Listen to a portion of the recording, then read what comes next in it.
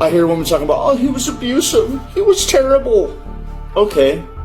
Some minority cases that might be true. Dude's just crazy. I don't know why you went with him anyway, okay? Maybe he's a bad boy. You love the bad boy image. Okay, great. Well, you knew you were going to get whooped at some point. Why? Why step into that? Okay, that's stupidity on your part. You didn't wait for God's choice. But another thing, have you ever stopped to think that maybe you're doing something wrong to cause that? Everyone's like, oh my God, how could you make the victim sound like that? Bro, if you walk around like a whore in whore clothes and you get raped, it's terrible. Put that rapist to death. Understandable.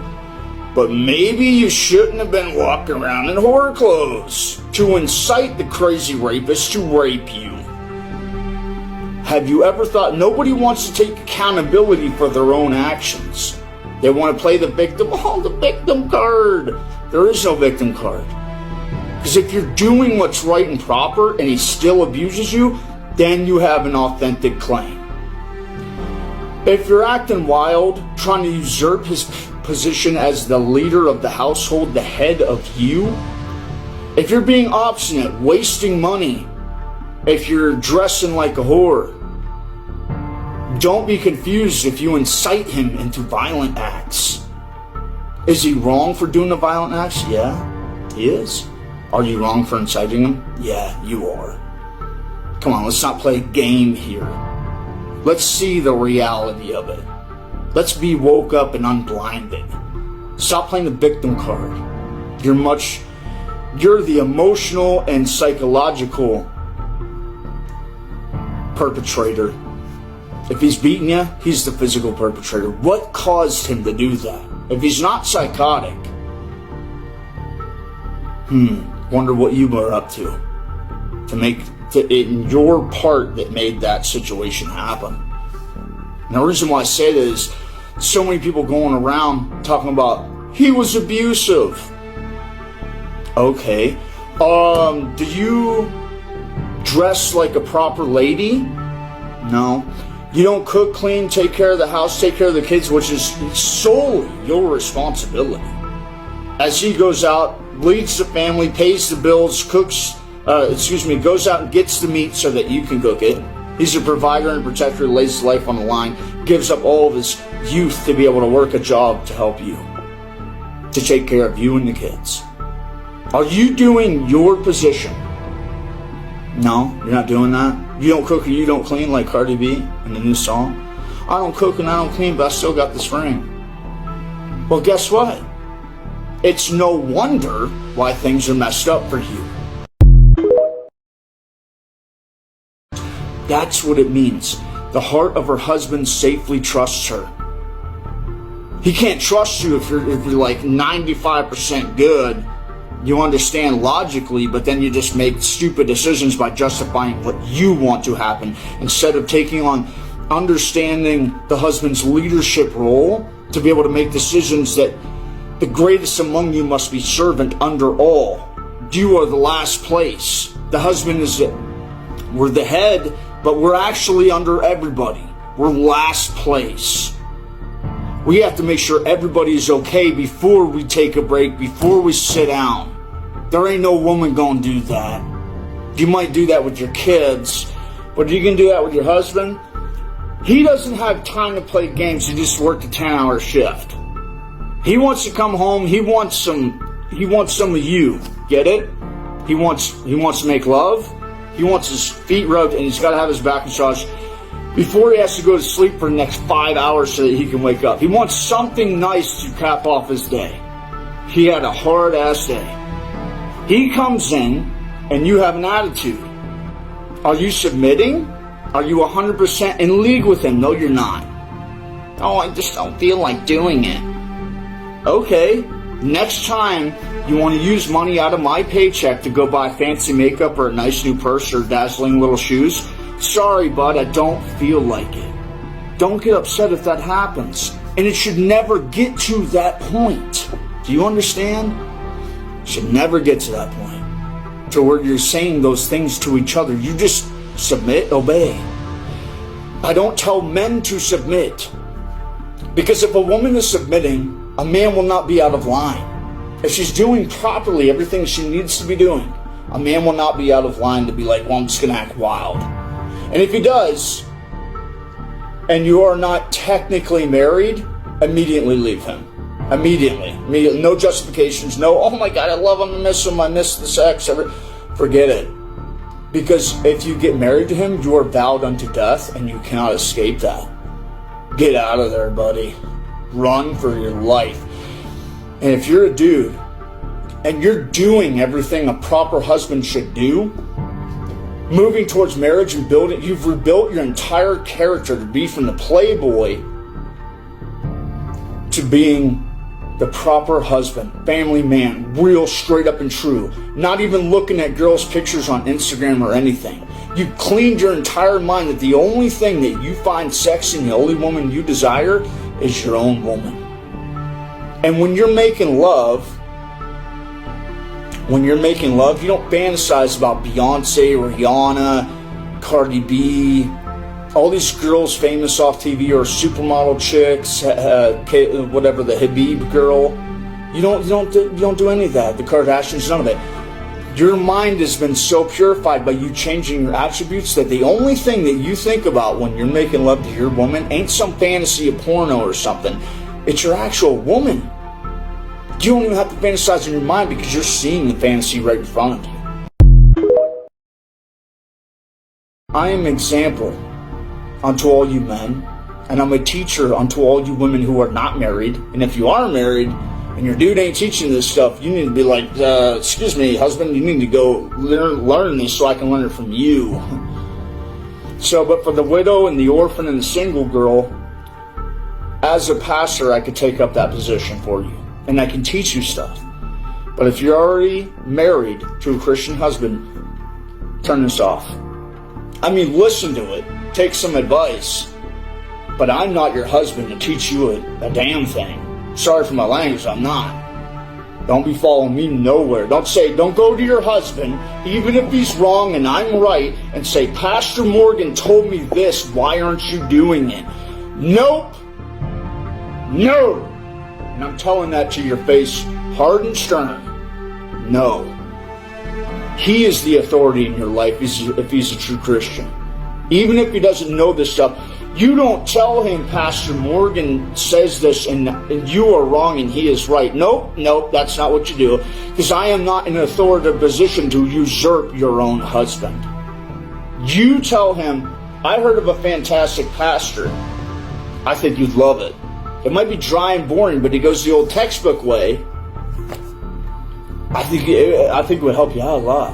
And because you are the counselor and give him fine counsel, and a good husband who has 100 counselors around him would wait for his wife who he has trained to watch out for certain things. She could come in the room, and if I had a proper wife and I had 100 advisors around me, I would tell all the advisors, be quiet. Your opinion, everything you want to say does not matter at this moment. Baby, what do you got to say? Because I'm not married to them. Whatever happens to me personally, they will not suffer from it. My own wife, who has the heart, who has my heart, who has my ear, and will suffer the consequences of my decisions, that's who I want to hear from. I'm not going to hear from the 100 dude advisors. They can tell me, give me advice all day, but she's the one who's supposed to counsel me.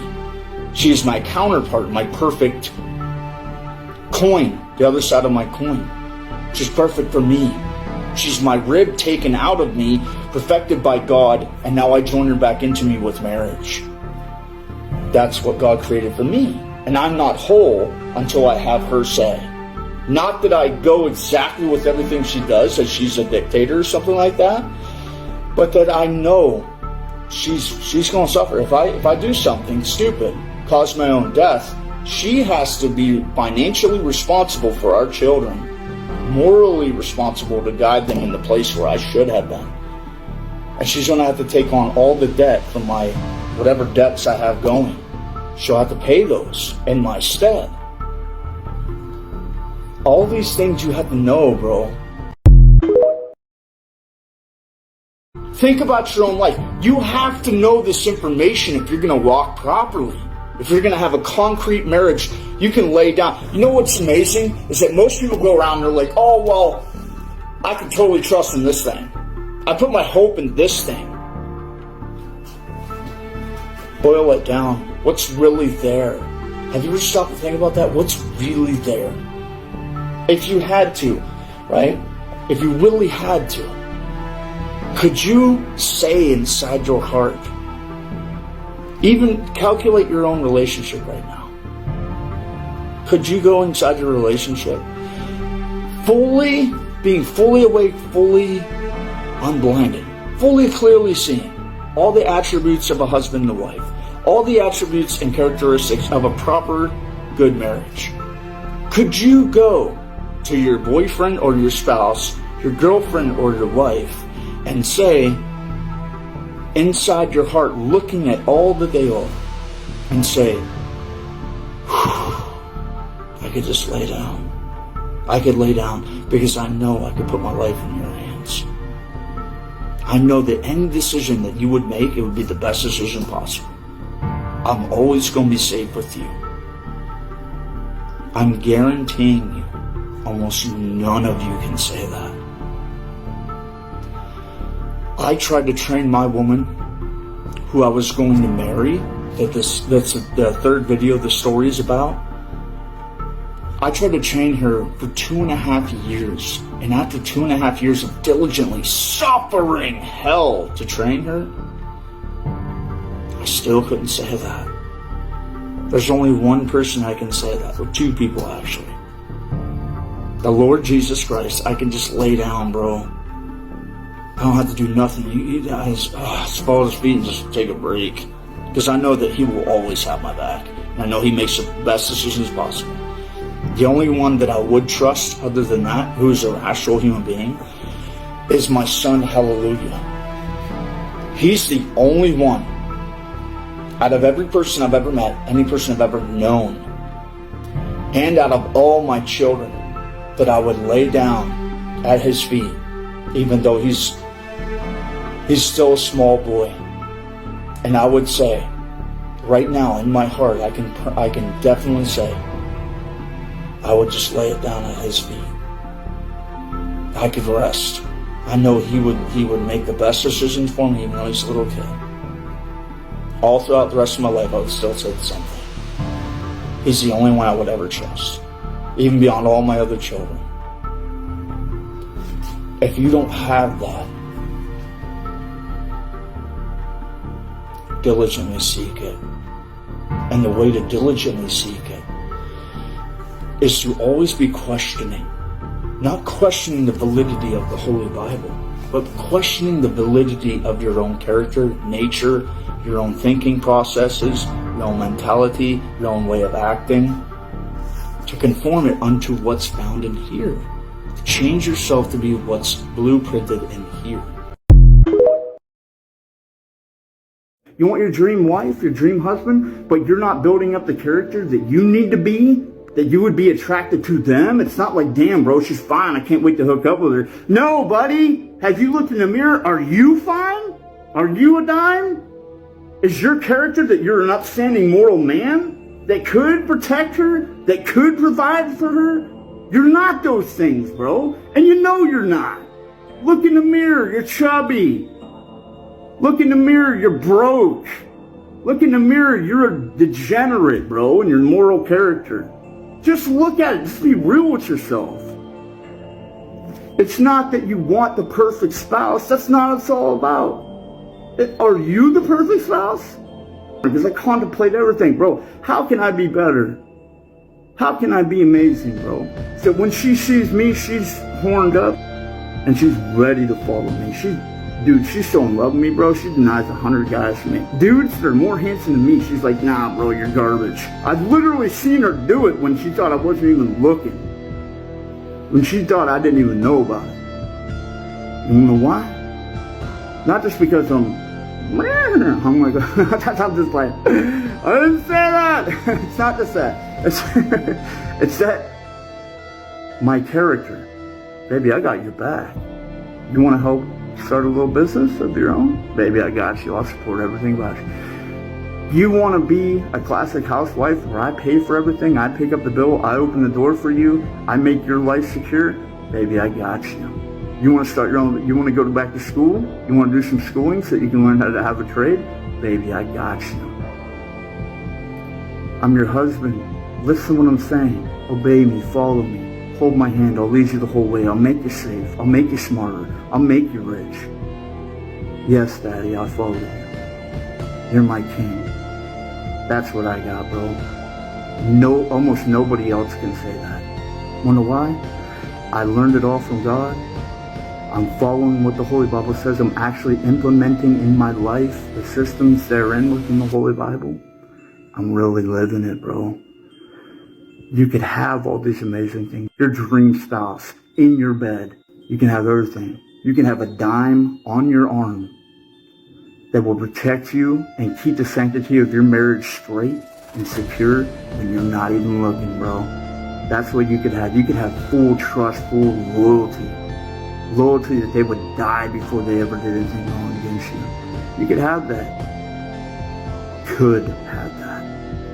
Every person has that possibility. But guess what? You gotta get off your lazy ass and you gotta eat shit until you can have caviar. That's the reality, bro. That's why none of you have it, because you want the quick and easy thing that does not last. Stop it. Go the hard route.